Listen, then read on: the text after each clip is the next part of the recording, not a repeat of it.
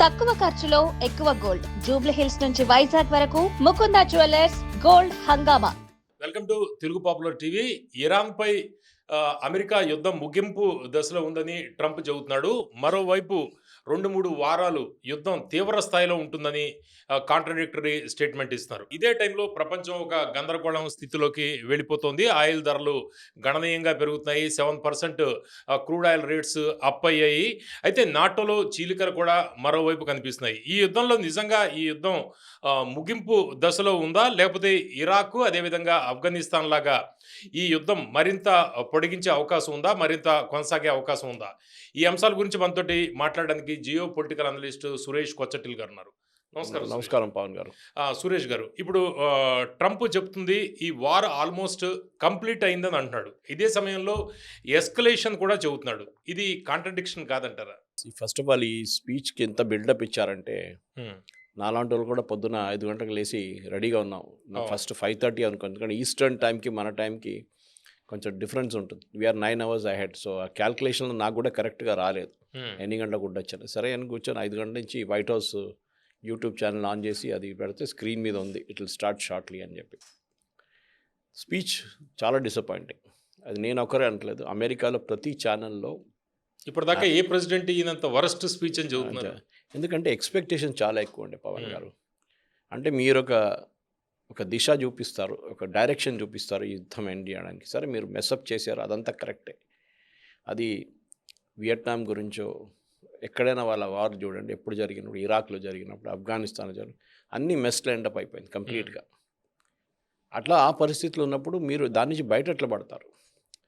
మీరు బైడెన్ని తిట్టొచ్చు, ట్రంప్ ఎంత కావాలంటే బైడెన్ తిట్టొచ్చు. ఆఫ్ఘనిస్తాన్ నుంచి చాలా హేస్టీ విత్డ్రాల్ చేశారు, ప్లేన్లు అన్నీ అక్కడ పెట్టేసి వచ్చారు, అమ్యునిషన్ అంతా అక్కడ పెట్టేసి వచ్చారు, పారిపోయారు లిటరల్లీ. కరెక్ట్, పారిపోయారు లిటరల్లీ. కానీ పరిస్థితి అట్లా ఉండే ఆ రోజు. తప్పో కరెక్టో చేసిందా, లేకుంటే దానికి ఇంకా స్ట్రాటజీ ఉంటే బాగుంటే డిబేట్ చేసుకోవచ్చు మనం. కానీ దాంతో నా యుద్ధం ఆగిపోయింది. అంటే ఆఫ్ఘనిస్తాన్తో మాకు సంబంధం లేదు, వాళ్ళు కొట్టుకుంటారు, ఇక మాకు సంబంధం లేదు.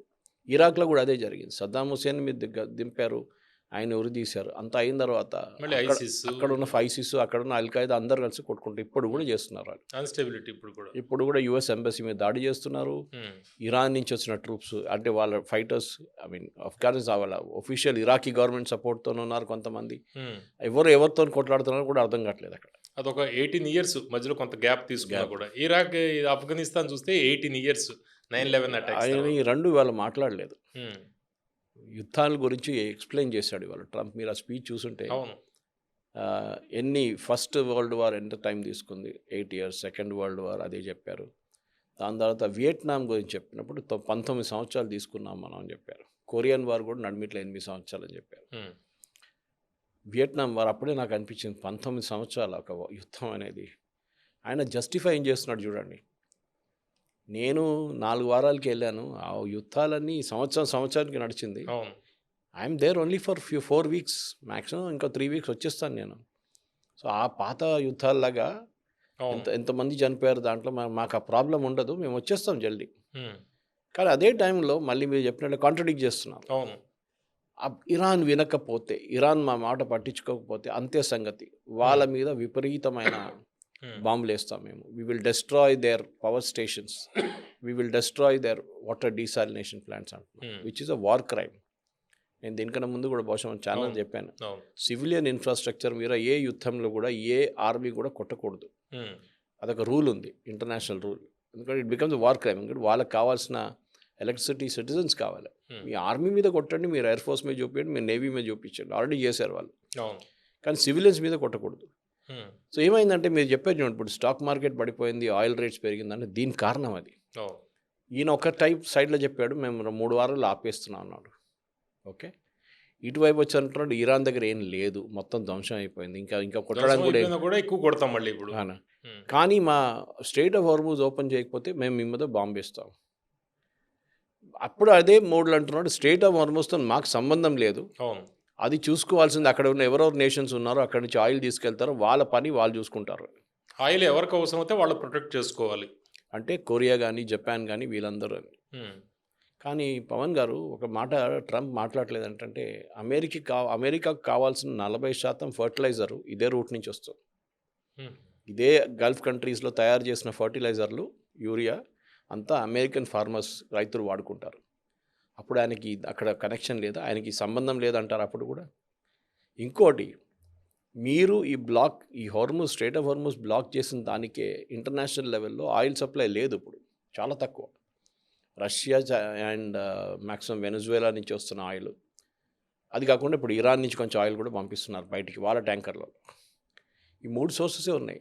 దాని తర్వాత ఆఫ్కోర్స్ అర్జెంటీనా ఉన్నారు, కానీ అది చాలా దూరం మనకి ఏషియన్ కంట్రీస్కి. సో ఎవరు ఈ రేట్లు ఎవరు పెంచారు మార్కెట్లో? ఎవరు దీని కారణం? ట్రంపే కదా. మీరు ఆ రోజు యుద్ధం చేయకపోతే మీకు తెలిసి ఉండాలి, ఇది యుద్ధం మొదలైతే స్ట్రైట్ ఆఫ్ హార్మూజ్ని వాళ్ళు బ్లాక్ చేసేస్తారని మీ మైండ్లో ఉండాలండే. That should been a war strategy. అంటే సెనారియోస్ అంటారు, ప్లానింగ్స్. ప్లాన్ ఏ ఇది, ప్లాన్ బి ఇది, ప్లాన్ సి ఇది. ఈయనకి ప్లాన్ ఏ తర్వాత ప్లాన్ బికి రాలేదు అసలు. అర్థం, ఈయన ఎప్పుడు ఏదో సర్ప్రైజ్ అయినట్ల strait of Hormuz take over చేసుకో. ఎట్లా చేస్తారు అట్లా? అరే వాడికి ఇంకేం ఆప్షన్స్ ఉన్నాయి?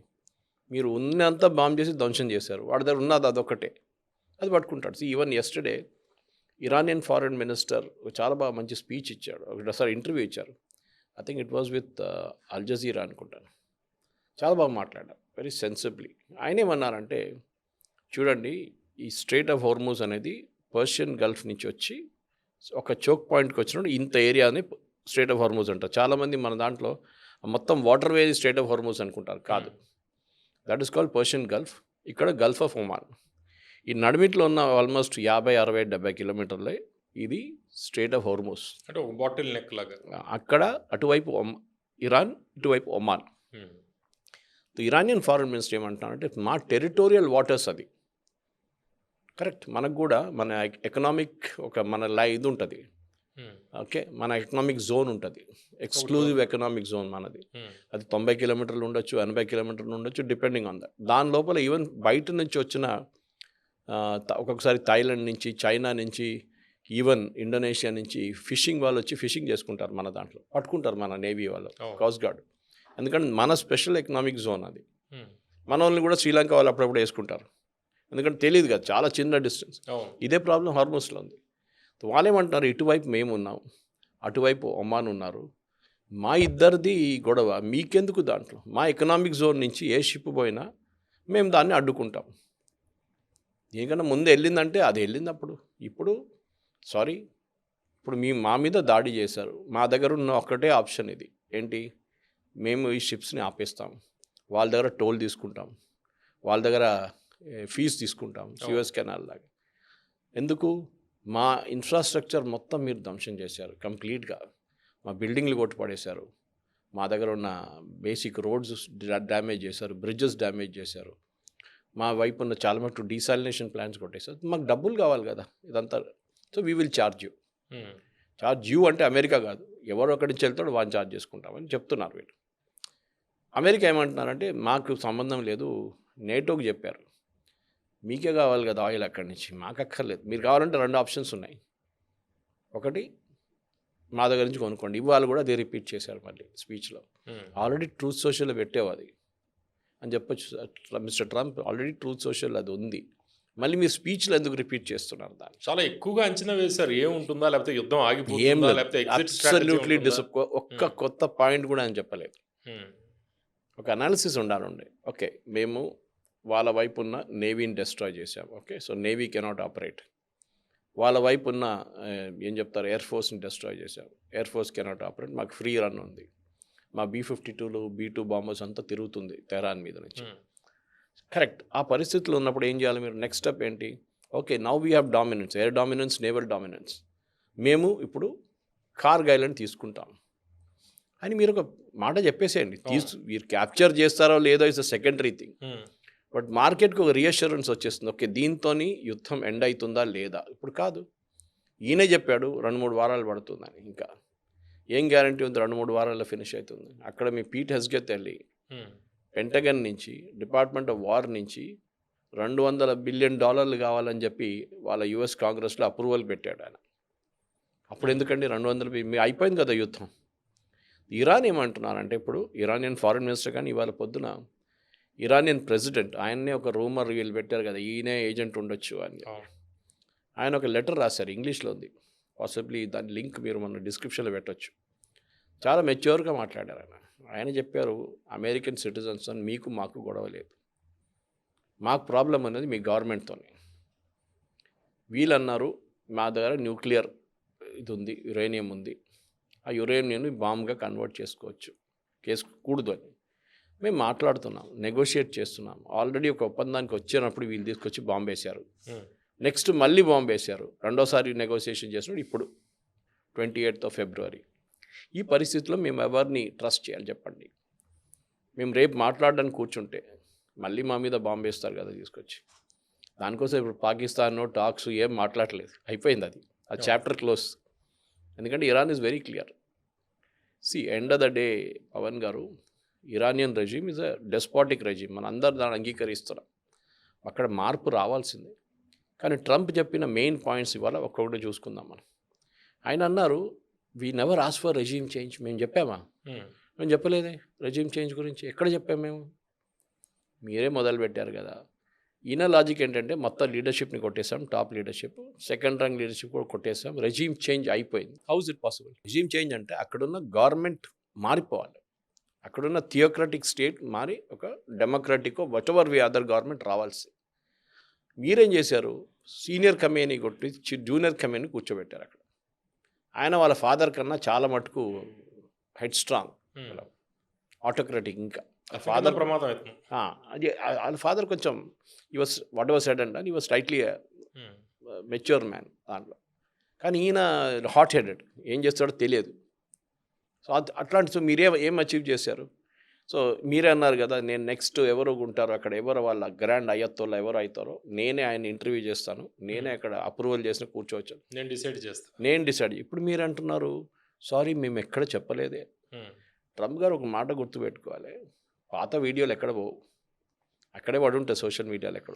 అది రివైండ్ చేసి ఒకసారి చూసుకుంటే బాగుంటుంది. ఆయనే చెబుతాడు నేను అన్నానని. రెండవది యురేనియం 400 కిలోలు 500 కిలోలు చాలా నంబర్స్ చెప్పుకుంటూ పోతున్నాను. యురేనియం మేము తీసుకుంటాం వాళ్ళ దగ్గర నుంచి. అది ఎట్లా తీసుకుంటామో ఏం చేస్తామో, Iran will have to hand over the uranium అన్నారు. ఇప్పుడు ఆయన ఏమంటున్నారు, మేము బాంబింగ్ చేసాం కదా, B2 బాంబర్స్ తీసుకొచ్చి బాంబ్ చేసిన తర్వాత మొత్తం వాళ్ళ యురేనియం అంతా ధ్వంసం అయిపోయింది, ఎక్కడో పడుంది, ఏదో మౌంటైన్ కింద పడుంది, కంప్లీట్లీ డిస్ట్రాయిడ్, అప్రోచ్ కూడా చేయలేం. అప్పుడు అయిపోయింది కదా యురేనియం ఇష్యూ కూడా. ఇదే మాట పవన్ గారు జూన్లో చెప్పారు. లాస్ట్ జూన్లో బాంబింగ్ జరిగినప్పుడు B2 బాంబర్స్ తీసుకొచ్చి బాంబ్ చేసిన ఏమన్నారు, their entire nuclear capability has been eliminated, completely destroyed అని. అంటే లేదు, మొత్తం ధ్వంసం చేసేసామని చెప్పారు. తర్వాత 6 నెలలు కాగానే 6 నుంచి 8 నెలలు కాగానే మళ్ళీ మీరు అంటున్నారు, కాదు మళ్ళీ వాళ్ళు రీప్రాసెసింగ్ స్టార్ట్ చేశారు. అది ఎట్లా చేశారండి? వాళ్ళ కొత్త ఎక్విప్మెంట్ ఆర్డర్ చేయలేరు, ఎందుకంటే ఎప్పుడు శాంక్షన్స్ ఆల్ అరౌండ్. వాళ్ళ ఏ బోట్ ఎక్కడ ఏ ఎకరాట్లు తీసుకొస్తే మీరు దాన్ని బ్లాక్ చేసుకోవచ్చు ఆ country. Most of this equipment Europe నుంచి వస్తుంది, సెంట్రిఫ్యూజ్ కానీ మిగతా దాంతో. మీరు అది అక్కడ బ్లాక్ చేయొచ్చు, మీరు అది చేయలేదు. ఓకే, మళ్ళీ వీరి దగ్గర నుంచి ఎక్కడి నుంచి వచ్చిందండి? మళ్ళీ వీళ్ళు ఎట్లా యురేనియం మొత్తం మళ్ళీ రీప్యూరిఫై చేశారు? ఇది ఒక మెయిన్ రీజన్ అనమాట. నేను నిన్న కూడా మీ దగ్గర భాష చెప్పాను అది ఈ మాట. యురేనియంని వాళ్ళు ఇచ్చిన ఆఫర్ ఏంటంటే యురేనియం ప్యూరిటీ తగ్గించడానికి, which is makes lot of sense. కానీ అది అంగీకరించలేదు అమెరికా. సో మీరు ఒక ప్రీఫిక్స్ నోషన్ పెట్టి వెళ్ళారు. రెజీమ్ చేంజ్ కాదు, యురేనియం కాదు, బ్యాలిస్టిక్ మిసైల్స్ కాదు, డ్రోన్లు కాదు, మాకు కావాల్సింది వాళ్ళ ఆయిల్. అంతే సింపుల్. ఇరాక్లో ఎందుకు వెళ్ళారు చెప్పండి Pavan garu? Why did America go to Iraq? Saddam Hussein weapons of mass destruction. ఇక్కడ యురేనియం, అక్కడ weapons of mass destruction, same thing. Nuclear bomb అని చెప్పొచ్చు. మాస్ డిస్ట్రక్షన్ అంటే అదే కదా. దొరికిందా? లేదు. లాస్ట్లో ఏమని అంగీకరించారు? లేదు, వెపన్స్ ఆఫ్ మాస్ డిస్ట్రక్షన్ లేదు అక్కడ. ఓకే, మాకు దొరకలేదు, వెళ్ళిపోయారు. కానీ ప్రెసిడెంట్ బుష్ అట్లీస్ట్ ఒక మాట కరెక్ట్ చేశారు, ఆయన దానికి అప్రిషియేట్ చేయాలి. 2 సార్లు యునైటెడ్ నేషన్స్కి వెళ్ళారు. వెళ్ళి మేము ఎందుకు వెళ్తున్నాం అని చెప్పి అప్రూవల్ తీసుకున్నాడు యునైటెడ్ నేషన్స్ సెక్యూరిటీ కౌన్సిల్లో. కౌన్సిల్ అప్రూవ్ చేశారు. ప్రెసిడెంట్ ట్రంప్ యుద్ధం మొదలై 4 వారాల తర్వాత వాళ్ళ ఓన్ సిటిజన్స్ని ఇప్పుడు అడ్రస్ చేస్తున్నాడు. అవును. ఇది ఫస్ట్ డే చేయాలండి. మేము ఎందుకు వెళ్ళాం, ఎందుకు మనం యుద్ధం చేస్తున్నాం ఇరాన్తోని చాలా క్లారిటీగా చెప్పాలండి. అది ఇప్పుడు 4 వారాల తర్వాత అంత అయోమయమైన తర్వాత అక్కడ వెళ్ళి మాట్లాడితే your own citizens are not believing you. అవును. మీకు ఒక పర్టికులర్ 30% మీ మాగా కాన్స్టిట్యున్సీ ఉన్న Republicans plus make America great again ఒక ఫ్యాన్ డేటాబేస్ ఉంది ఒకటి. వాళ్ళే మిమ్మల్ని బిలీవ్ చేస్తారు, ఇంకెవరు బిలీవ్ చేయరు. పబ్లిక్ డిస్సాటిస్ఫాక్షన్ 60% దాటిపోయింది. 32% ఆయనకి ఇప్పుడు ఉంది. మిగతా అంతా is against him. 60% war oppose చేస్తున్నారు అనేది వస్తుంది. కరెక్ట్. సో ఇప్పుడు ఎందుకంటే చాలా సింపుల్. నేను బహుశా మనం చాలాసార్లు మాట్లాడుకున్నాం కూడా. అమెరికాకి యుద్ధం చేయండి, బాంబులు వేయడానికి చాలా ఇష్టం. కానీ వాళ్ళకు డెడ్ బాడీస్ వచ్చే రిటర్న్ వచ్చినప్పుడు చాలా పెద్ద ఇష్యూ అయిపోతుంది. ఈవెన్ అది ఒక 10 మంది ఉంటే కూడా చాలా పెద్ద ఇష్యూ అయిపోతుంది అమెరికన్స్కి. వియట్నాంలో this generation has not lived in Vietnam time. ఇప్పుడున్న జనరేషన్ ఏం యుద్ధం చూశారు? ఇరాక్ యుద్ధం చూశారు, ఆఫ్ఘనిస్తాన్ చూశారు. 400 నుంచి 600 మంది చనిపోయారు. Afghanistan was not easy. Even UK last so many people. తో యుద్ధాలు ఉంటే డెత్స్ ఉంటుంది 100%. అది మన ఆర్మీ చీఫ్ చెప్పారు ఒకసారి దాని గురించి మాట్లాడుతున్నప్పుడు. When there is a war there will be losses. అది ఎయిర్క్రాఫ్ట్ ఉండొచ్చు, మ్యాన్ పవర్ ఉండొచ్చు, సోల్జర్స్ ఉండొచ్చు, ఎవరైనా ఉండొచ్చు. సో ఇక్కడ ఈ జరిగిన దాంట్లో ఇప్పుడు ఇవాళ ఇచ్చిన స్పీచ్లో ఇది 2 లేదు. ఇది ఫస్ట్ ఇస్ రెజీమ్ చేంజ్ లేదు, యురేనియం లేదు. 3వది బ్యాలిస్టిక్ మిసైల్స్ గురించి మాట్లాడుతున్నారు. అంటే రెగ్యులర్గా ఫైర్ చేస్తున్నారు. మేము మొత్తం ధ్వంసం చేసేసాం, వాళ్ళ దగ్గర ఏం లేదు. ఇవాళ పొద్దున మళ్ళీ సౌదీ అరేబియా మీద యుఏఈ మీద 12 మిసైల్స్ కొట్టారు. అప్పుడు ఎక్కడి నుంచి వచ్చిందండి అది? మీరు అయిపోయింది అనగానే వాళ్ళు మళ్ళీ కొడుతున్నారు వాళ్ళు. అంటే వాళ్ళ దగ్గర కెపాసిటీ ఉంది, వాళ్ళు చూపించుకోవడానికి మా దగ్గర అయిపోలేదు అని చెప్పడానికి. లెబనాన్ నుంచి కొడుతున్నారండి ఇజ్రాయెల్ మీద. వాళ్ళ దగ్గర మీరు ఇజ్రాయెల్ ఎప్పుడో ఫినిష్ చేసేసామని చెప్పిన లెబనాన్లో హెజ్బుల్లా వాళ్ళు ఇప్పుడు కూడా ఫైర్ చేస్తున్నారు. ఇవాళ పొద్దున కూడా చేశారు హైఫా పోర్ట్ మీద. In fact Haifa port is run by Adani. Okay, Adani వాళ్ళ పోర్ట్ అది హైఫా. కానీ మెయిన్ థింగ్ ఏంటంటే పవన్ గారు ఇది ఒక రియలైజేషన్కి వచ్చేసారు అమెరికన్స్. ఓకే, ఆయన ఏమంటున్నారంటే ఇది ఈ రెజీమ్, ట్రంప్ అన్నారు, ఈ ఇరానియన్ రెజీమ్ ఇప్పుడున్న రెజీమ్ 45,000 మందిని చంపేశారు మొన్న జరిగిన ప్రొటెస్ట్. ఒక వారం ముందు 10 రోజుల ముందు ఇదే కాంటెక్స్ట్లో మాట్లాడుతూ 35 అన్నారు. ఒక వారంలో 10,000 పెరిగింది. అది ఎప్పుడు అంటారండి, single death is a tragedy, million is a statistic అంటారు.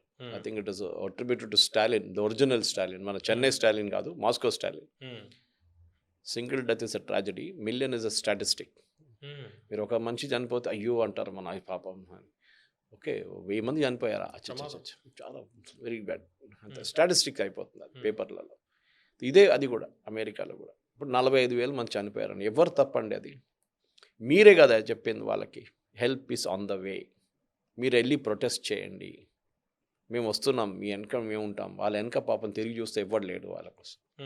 వాళ్ళని ఇదే ఐఆర్జీసీ కానీ బసీజ్ ఫోర్సెస్ కానీ వాళ్ళని చంపేశారు చాలామంది. ఓకే, సో దీస్ టెర్రరిస్ట్, అది ఆయన స్పీచ్ నుంచే నేను కోట్ చేస్తుంది, these terrorist have nuclear weapons. వాళ్ళు పొద్దున్న లేవగానే death to America, death to Israel అంటారు. వాళ్ళ మెయిన్ పాయింట్ అదే. అక్కడ కాదు మేము we're got rid of that nuclear capacity అంటున్నారు. కానీ దీనికి ఏం గ్యారంటీ లేదు, ఎందుకంటే రేపు మళ్ళీ వాళ్ళు తిరిగి రారని ఏ గ్యారంటీ లేదు. ఇంకోటి ఏంటంటే ఆయన మీ మైసెల్ఫ్ ఒక క్యారెక్టర్ పవన్ గారు, ఇది ఒక నార్సిసిస్ట్ ఒక రోల్. అన్నీ నేనే చేశాను, నాకన్నా మంచివాడు ఎవ్వడు లేడు, నేనే బెస్ట్ యుఎస్ ప్రెసిడెంట్, నేనే అన్నిటికంటే మోస్ట్ పవర్ఫుల్ యుఎస్ ప్రెసిడెంట్. మీరు ఎంత powerful army, powerful navy, powerful air force పెట్టుకొని వాళ్ళ మిసైల్ తట్టుకోలేకపోతున్నారు మీరు. ఓకే, సౌదీ అరేబియా మీద, ఇరాక్ మీద కాకుండా మళ్ళా కువైత్ మీద, వీళ్ళందరి మీద, బహ్రెయిన్, ఖత్తర్ అందరి మీద దాడి చేస్తున్నారు కదా యుఏఈ, అందరి మీద దాడి చేస్తున్నారు ఇరాన్. మీరు ఎందుకు అడ్డుకోవట్లేదు? What is your responsibility? మీకు అక్కడ ఎయిర్ ఫోర్స్ బేస్ ఎందుకు ఇచ్చారు? ప్రతి దేశంలో వీళ్ళ దగ్గర ఎయిర్ ఫోర్స్ బేస్ ఉంది, వెస్ట్ ఏషియాలో ఎస్పెషల్లీ, ఈవెన్ టర్కీలో కూడా ఉంది. మీకు ఎందుకు ఇచ్చారు? మీకు ఇచ్చారు ఎందుకంటే వీళ్ళకైనా ప్రాబ్లం వస్తే అడ్డుకోవడానికి మీరు ఉండాలని చెప్పి మీరు వాళ్ళని పాపం ఇచ్చేశారు. వాళ్ళు కొడుతున్నారు. ఇప్పుడు మీరే మ్యాక్సిమం వాళ్ళకి ఆయుధాలు ఇస్తున్నారు, అది కూడా అమ్ముతున్నారు ఆయుధాలు, పేట్రియట్ మిసైల్స్. వాళ్ళు దాంతోనే పాపం మేనేజ్ చేసుకుంటారు. ఏదో 5 కొడితే ఇరాన్ దాంట్లో ఒకటి మిస్ అయిపోతుంది, 4 కౌంటర్ చేసుకుంటారు. కానీ ఒకదానికి ఉన్న డ్యామేజెస్ చాలు అన్ని న్యూస్ కావడానికి.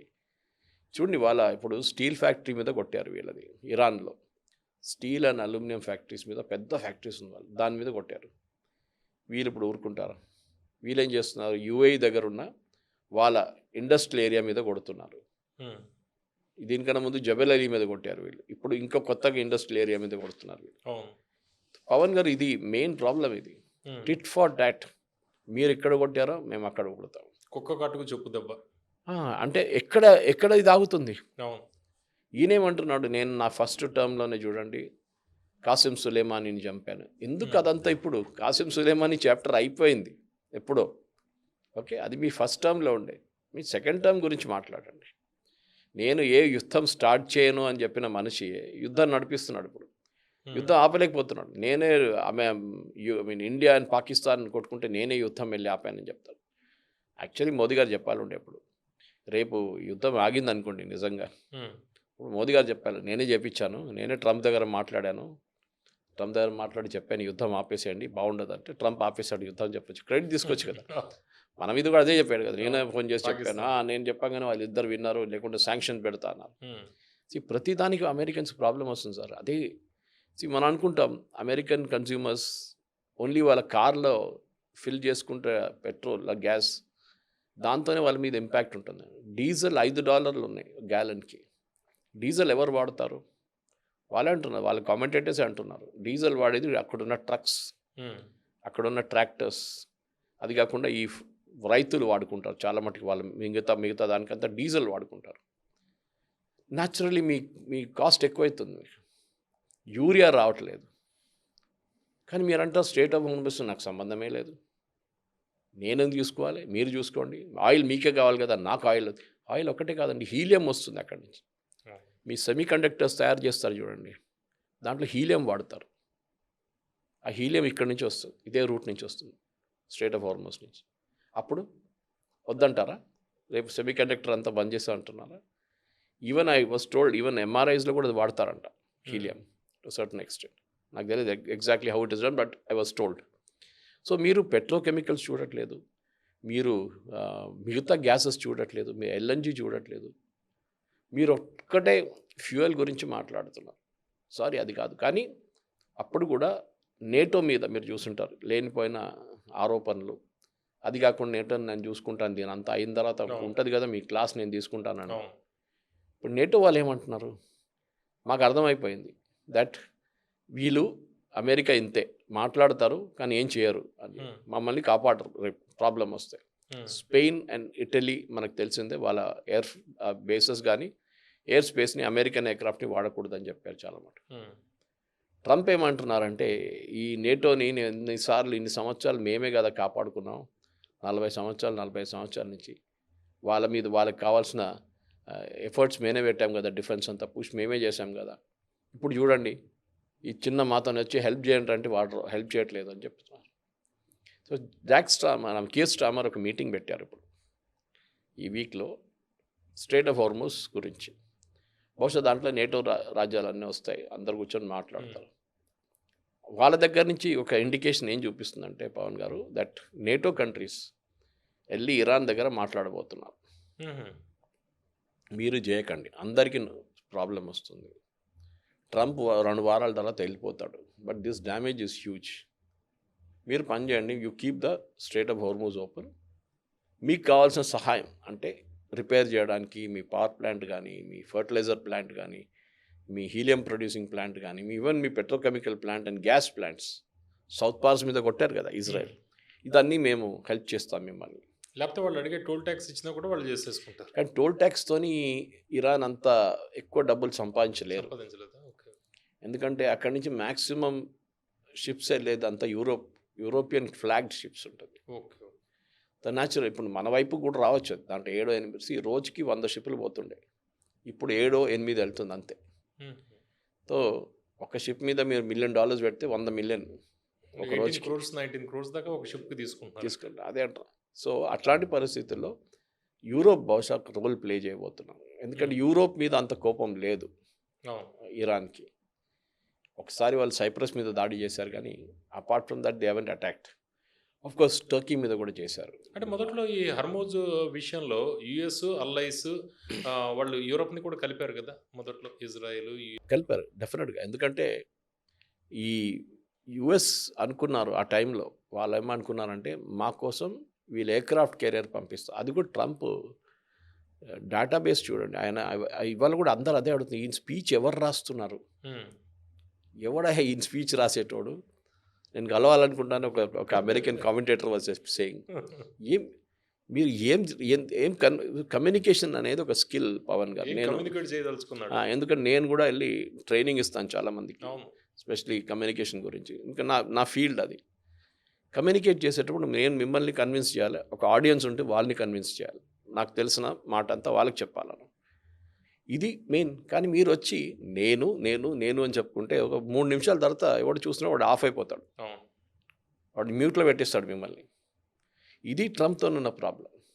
You should practically have discussed, yes we have an issue, మేము అక్కడ వెళ్ళాము చేసాము, కానీ మేము ఇంత హెవీ రెస్పాన్స్ ఉంటుందని వాళ్ళ వైపు నుంచి మేము అంగీకరించలేదు. మేము అలా మాకు ఇదే లేకుండా, ఒక ఊహ లేకుండా అక్కడ that was not possible. How did Iran do it అని ఆయన ఇప్పుడు కూడా చెప్తున్నారు.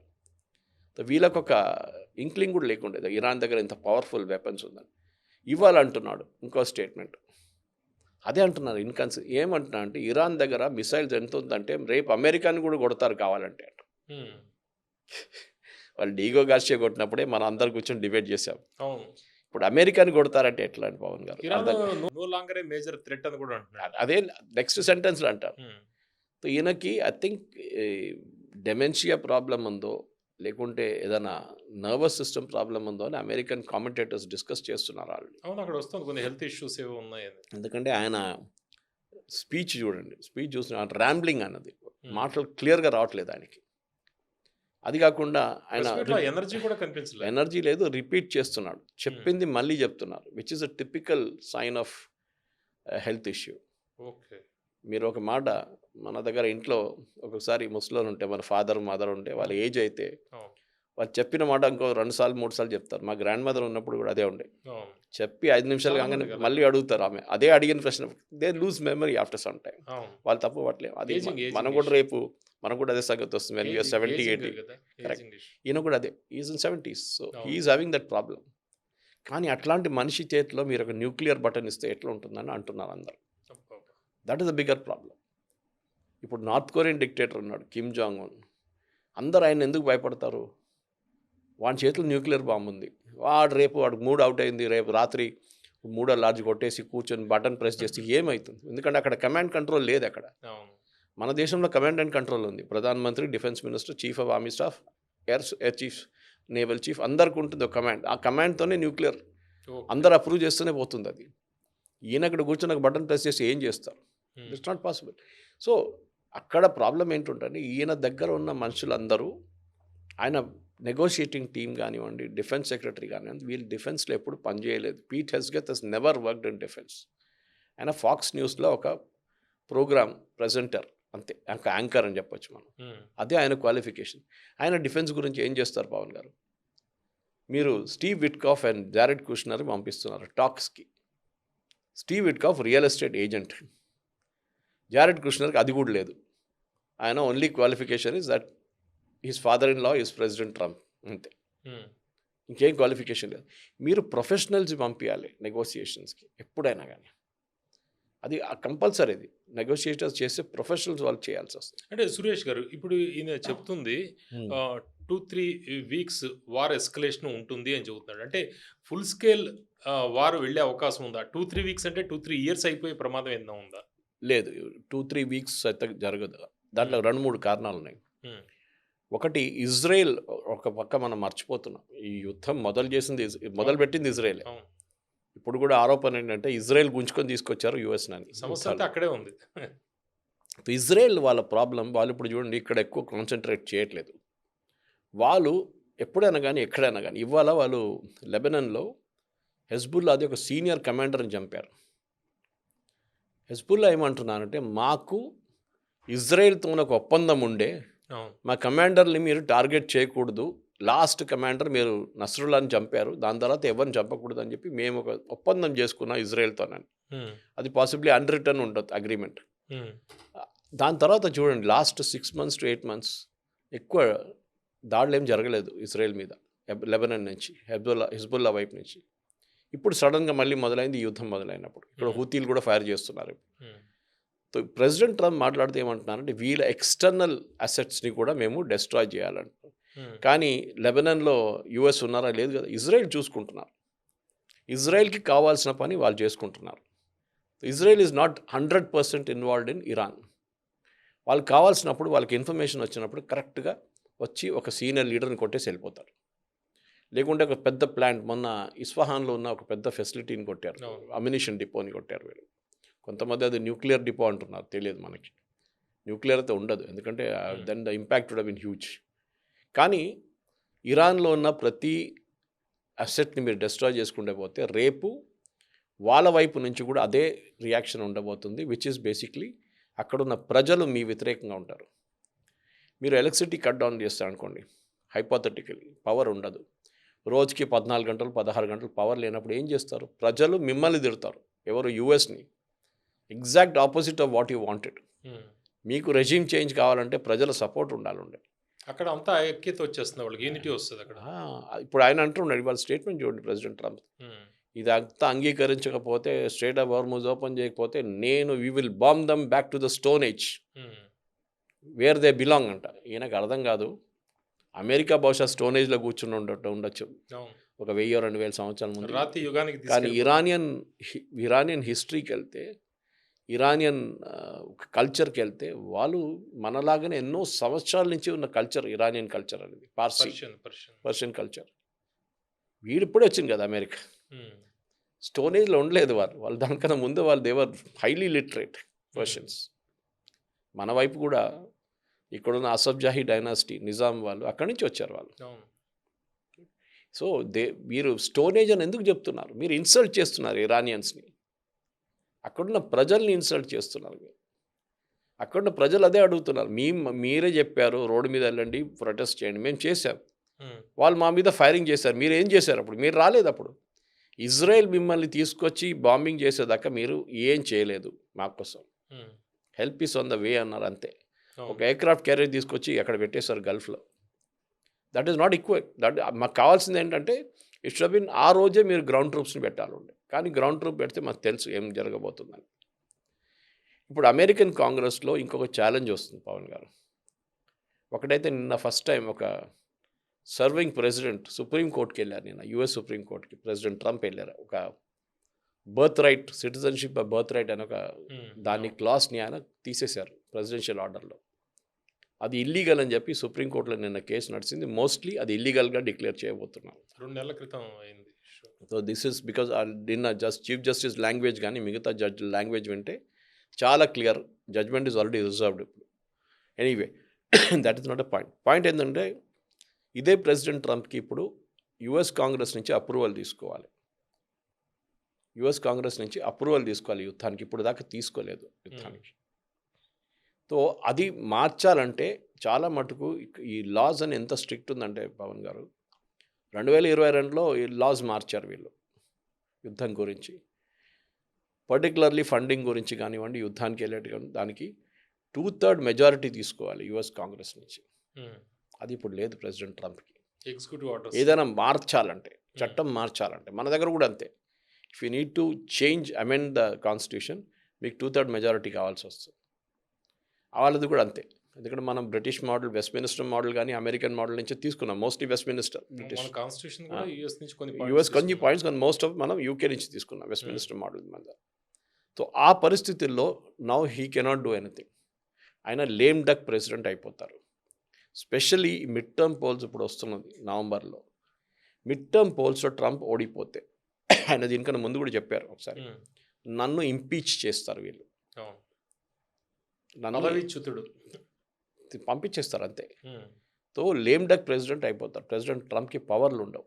ఆయనకున్న భయం అది. ఇప్పుడు ఇంకొకటి చాలా ఇంపార్టెంట్, ఆయన మిస్యూజ్ చేస్తున్నది మనందరూ తెలిసిందే. ఈ ఫస్ట్ అనౌన్స్మెంట్ ఆ రోజు నేను యుద్ధం ఆపేస్తున్నాను అని చెప్పడానికి వచ్చిన దానికి ఇమ్మీడియట్గా ఫ్యూయల్ ప్రైసెస్ పడిపోయింది అండ్ స్టాక్ మార్కెట్ పైకి వెళ్ళిపోయింది. దానికన్నా 15 నిమిషాల ముందు కొంతమంది కలిసి ఈ ఆయిల్ ఫ్యూచర్స్ ట్రేడ్లో డబ్బులు పెట్టిన వాళ్ళు అమ్ముకున్నారు వాళ్ళ షేర్లని. వాళ్ళు $540 మిలియన్ ప్రాఫిట్ 15 నిమిషాల్లో సంపాదించుకున్నారు. వీళ్ళెవరు? Who are these people? ఇప్పుడు ఇన్వెస్టిగేషన్ దాని గురించి అడుగుతున్నారు. పీట్ హెస్గెత్, ఈయన ఇంకొక క్యారెక్టర్, బహుశా నేను చెప్పాను మీకు, ఆయన చేసిన స్టోరీలు అలా సపరేట్ ఉంది. సో వీళ్ళందరిది దాని మీద ఇప్పుడు కాకుంటే నెక్స్ట్ ప్రెసిడెంట్ ఎవరు వస్తారో, ఎస్పెషల్లీ వాళ్ళు డెమోక్రాట్స్ ఉంటే వాళ్ళు దీని వ్యతిరేకంగా చర్యలు తీసుకుంటారు డెఫినెట్గా. ప్రెసిడెంట్ ట్రంప్ ఎస్కేప్ కాలేడు. సో అదొక పెద్ద భయం ఉంది ఆయనకి. సో దానికోసమే ఇవాళ బహుశా ఈ స్పీచ్తో వచ్చారు ఆయన. అంటే we will finish the job అంటున్నాడు కదా. అంటే వార్ ఇలాగే కొనసాగి అటాక్స్ పెరిగే అవకాశం ఏదైనా ఉందా? అంటే గ్రౌండ్ ట్రూప్స్ ఇవన్నీ వెళ్ళి అంటే ఏంటి ప్లాన్ ఆఫ్ యాక్షన్ ఎలా మనం అనుకోవచ్చు? జరగదు. గ్రౌండ్ ట్రూప్స్ ఉండదు. మీరు అడిగిన ప్రశ్నకి అదే, నేను దానికన్నా ముందు చెప్పాలంటే యాక్చువల్ క్లారిఫై. గ్రౌండ్ ట్రూప్స్ పెట్టరు. Americans are very sensitive. Ground ఈ ట్రూప్స్ స్పీచ్లో దాని గురించి స్పెసిఫిక్గా చెబుతున్నాడు, we will finish the job అని. చరిత్ర జాబ్ అని, కానీ we will use ground troops అని ఎక్కడ ఎక్కడ చెప్పలేదు. చెప్పలేదు. అవును. నేను ఇన్ఫ్యాక్ట్ సెంటెన్స్ బై సెంటెన్స్ చూస్తున్నాను. అవును. ఎందుకంటే చాలా మటుకు దీని ఏమంటారు, హెయిర్ స్ప్లిట్టింగ్ అంటారు ఇంగ్లీష్లో. ఆయన చెప్పింది ఏంటి, చేస్తుంది ఏంటి అని చాలా మటుకు we should be very very careful. తో ఇప్పుడేమైందంటే ఈ అమెరికాలో ఉన్న ఫ్యూయల్ ప్రైస్ పెరిగింది ఎందుకు అని అమెరికన్ సిటిజన్స్ అడుగుతున్నారు. మీరు అంటున్నారు we're the world's largest oil producer. Okay, అంటే మనకి రేట్లు తగ్గాలి కదా. మన యుద్ధంలో ఇన్వాల్వ్డ్ కాదు కదా. యుద్ధం అక్కడ నడుస్తుంది. స్ట్రేట్ ఆఫ్ హార్మూజ్ ఎక్కడ ఉంది, అక్కడి నుంచి ఒక్క షిప్ కూడా మన వైపు రాదు, మనకు అక్కర్లేదు. సో మన రేట్లు ఎందుకు పెరుగుతుంది? 7% ఒకసారి పెరిగిపోయింది. ఎందుకు? You're producing your own oil. మీరు ఎవరి దగ్గర నుంచి కొనట్లేదు. అప్పుడు మీకు ఏం ఇంపాక్ట్ ఉండకు. రేపు ఆలోచించుకోండి. హైపోథెటికల్ సిట్యుయేషన్, ఇండియాకి కావాల్సిన 100% పెట్రోలియం ప్రోడక్ట్స్ మనమే ప్రొడ్యూస్ చేసుకుంటాం, మనమే డ్రిల్ చేసి తీసుకుంటే హార్మూజ్లో ఏమైంది మనకు ఇబ్బంది లేదు. ఆయిల్కి సంబంధించి రేట్లతో ఏం సంబంధం లేదు మనకి. కాదు, ప్రెసిడెంట్ ట్రంప్ వాళ్ళ ఫ్రెండ్స్ ఆయిల్ ఇండస్ట్రీలో ఉన్న వాళ్ళు చాలామంది ఆయనకి ఎలక్షన్ క్యాంపెయిన్కి డబ్బులు ఇచ్చారు, విపరీతం. ఇప్పుడు కూడా ఇస్తున్నారు. ఆయన బాల్ రూమ్, వైట్ హౌస్లో ఉన్న బాల్ రూమ్ కట్టడానికి డొనేషన్ తీసుకున్నాడు. ఎందుకంటే యూఎస్ గవర్నమెంట్ తీసుకోవాలంటే కాంగ్రెస్ అప్రూవల్ ఇవ్వాలి, అంటే వాళ్ళ పార్లమెంట్.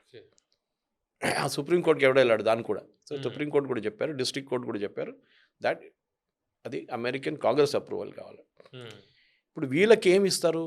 వీళ్ళు ఇంత డొనేషన్ ఇచ్చారు కదా, వాళ్ళకి ప్రాఫిట్స్ ఇవ్వాలి. సో అమెరికాలో ప్రొడ్యూస్ చేస్తున్న ఆయిల్, అమెరికా డ్రిల్ చేసి బయటికి తీస్తున్న ఆయిల్, అమెరికా దాన్ని రీఫైన్ చేస్తున్న ఆయిల్ని పెట్రోల్ గానో డీజిల్ గానో గ్యాస్లో కన్వర్ట్ చేసి వాళ్ళకి ఎందుకు $4, ఎందుకు $5 పర్ గ్యాలన్? అదే $2 ఉండాలి.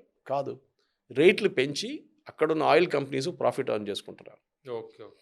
ఇప్పుడు చూడండి, మన వైపు మోదీ గవర్నమెంట్ ఎక్సైజ్ డ్యూటీ తగ్గించారు. కస్టమ్స్ డ్యూటీ చూస్తుంటారు మీరు, కస్టమ్స్ డ్యూటీ తగ్గించారు. కానీ పెట్రోల్ బంక్ల రేట్లు తగ్గలేదు. ఎందుకంటే చాలా మటుకు పెట్రోలియం కంపెనీస్కి ఒక కుషన్ లాగా అయిపోయింది. ఆస్ట్రేలియన్ ప్రైమ్ మినిస్టర్ ఆల్బనీసీ కూడా ఇదే చేస్తున్నారు. అక్కడ వాళ్ళు కూడా వాళ్ళ డ్యూటీ కట్ చేస్తున్నారు. So that oil companies loss తక్కువ ఉంటుంది, వాళ్ళు ఎట్లనో మేనేజ్ చేసుకుంటారు కొన్ని రోజులు అని చెప్పేసి. అక్కడ మనకన్నా పెద్ద లైన్లు కట్టారంట పెట్రోల్ బంక్ బయట. అక్కడ కూడా స్టార్ట్ అయింది ప్రాబ్లం. న్యూజిలాండ్లో అయితే అసలు ఏం లేదు, నథింగ్, వాళ్ళ అయిపోయిందంట ఆయిల్. ఈ పరిస్థితుల్లో ఈవెన్ యూకేలో it's a major issue. And యూకేలో ఆల్మోస్ట్ 30% వాళ్ళ నార్త్ సీ నుంచి వచ్చే ఆయిల్ ఉంది. కానీ వాళ్ళు చాలా మటుకు గల్ఫ్ మీద డిపెండ్ అవుతారు వాళ్ళు కూడా.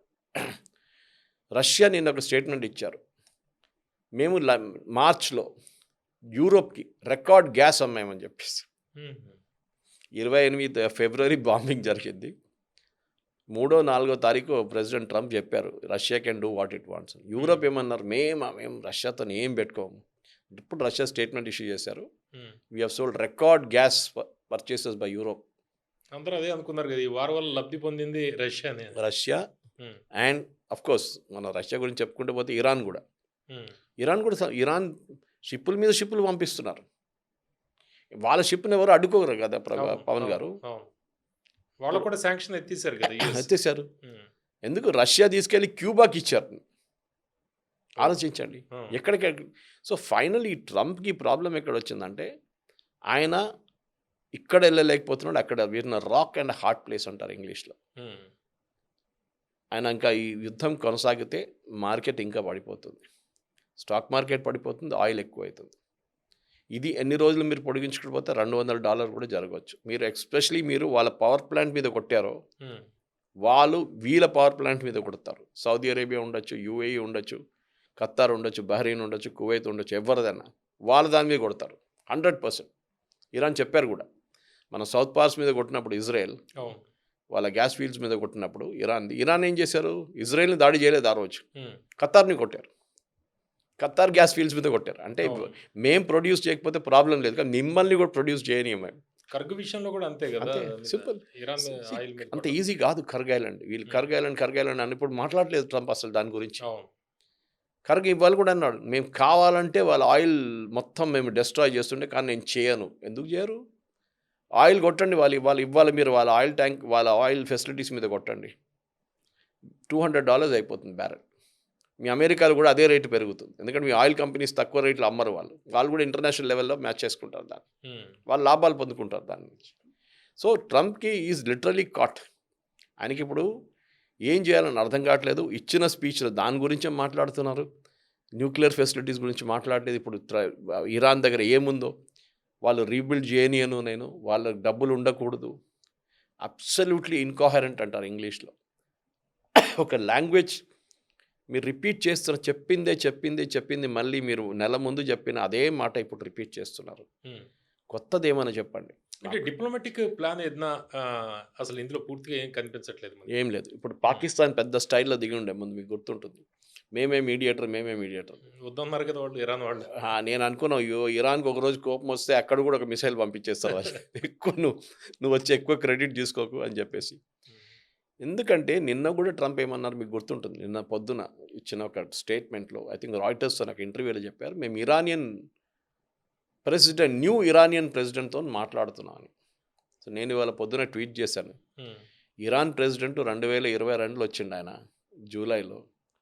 3 సంవత్సరాలు వచ్చి ఇప్పుడు ఇరానియన్ ప్రెసిడెంట్, ఆయన న్యూ ఎట్లా అయిపోయింది ఇప్పుడు. I'm speaking to the new Iranian president అన్నారు. అక్కడ కూడా చూడండి, ఆయనకి I think his brain is totally incoherent. Um, specially ఆయన టెలిప్రాంప్టర్ లేకుంటే మాట్లాడుతున్నప్పుడు. కానీ ఇవాళ టెలిప్రాంప్టర్ పెట్టి మాట్లాడండి, అప్పుడు స్పీచ్ రాసిన తిట్టొచ్చు మనం. అవును, మళ్ళీ ఆఫ్ ద కఫ్ రిమార్క్స్ ఉంటుంది, ఎయిర్ ఫోర్స్ 1లో నిలబడి మాట్లాడుతున్నాం, లేకుంటే టార్మాక్లో ఎయిర్ ఫోర్స్ 1 ఎక్కే ముందు అక్కడ అవకాశం ఉంది, టెలిప్రాంప్టర్. అక్కడ మీరు ఏదో చెప్పేస్తారు. అప్పుడే చెప్పారు ఆయన, ఇట్లాంటి మాటలు అక్కడే చెప్తారు.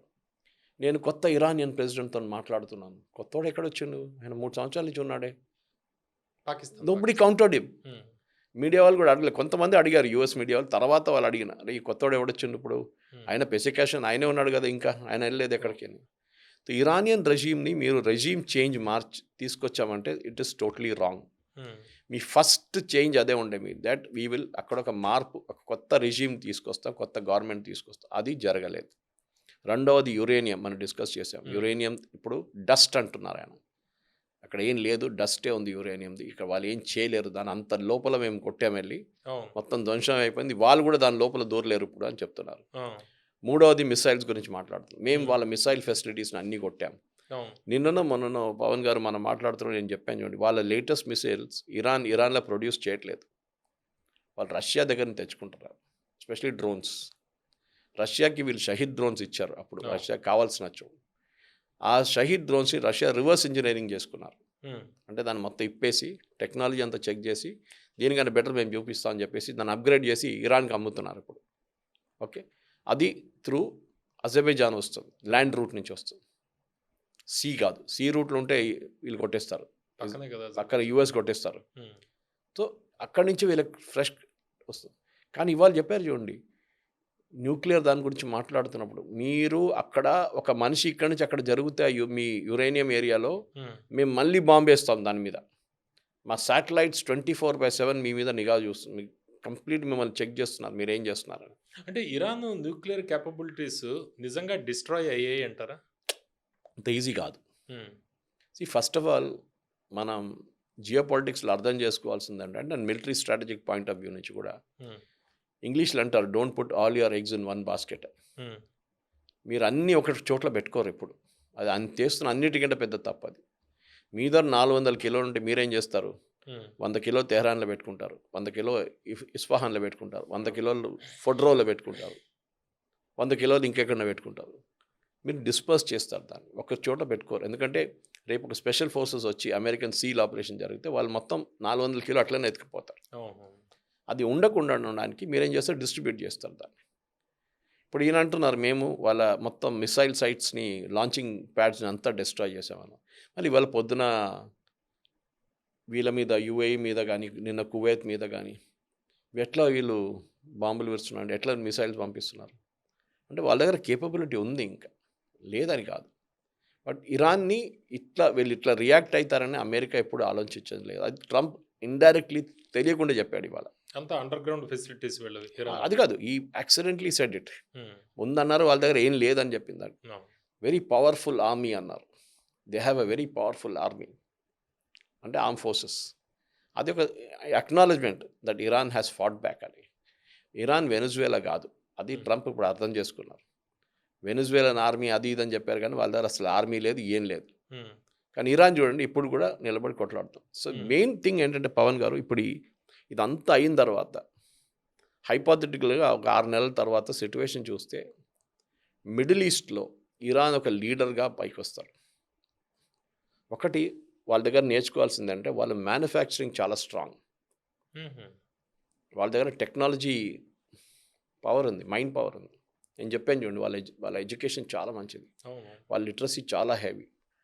The same cannot be said about Saudi or UAE or Qatar or వాళ్ళ దగ్గర అంత కేపబిలిటీ లేదు. సో వీళ్ళు చేస్తున్నది మెయిన్గా ఆ ఎడ్యుకేషన్ యూజ్ చేసే వీళ్ళు ఈ టెక్నాలజీని తయారు చేస్తున్నారు.